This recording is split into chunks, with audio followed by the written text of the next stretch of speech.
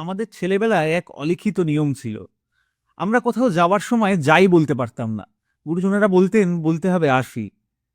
তখন বোধহয় মানুষ বিশ্বাস করতেন সবাই ফিরে আসবে। কাজের জন্য যে যত দূরেই যাক না কেন দিনের শেষে সন্ধে নামার সময় যে যার ঘরে ফিরবে, যেমন সব পাখিরা ঘরে ফেরে। তারপর তো গঙ্গা দিয়ে অনেক জল বইল। এখন বড় পরিবারগুলো টুকরো টুকরো হতে হতে এখন আমরা সকলে দু কামরার ফ্ল্যাটে একা। শহুরে জীবনে আমরা অভ্যস্ত হয়েছি একা থাকতে। আমরা একলা হতে চেয়েছি।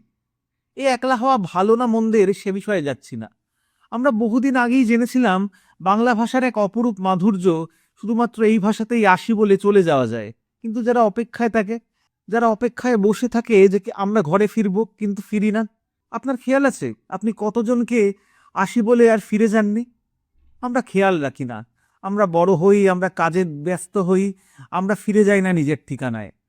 আমরা এতটাই একা এখন, আমাদের আর কেউ বলে না যাই বলতে নেই, বল আসি। কারণ আমাদের হয়তো ফেরার মতো কোনো ঠিকানা নেই। আমাদের ঘর আছে নিশ্চিত, আমাদের বাড়ি নেই।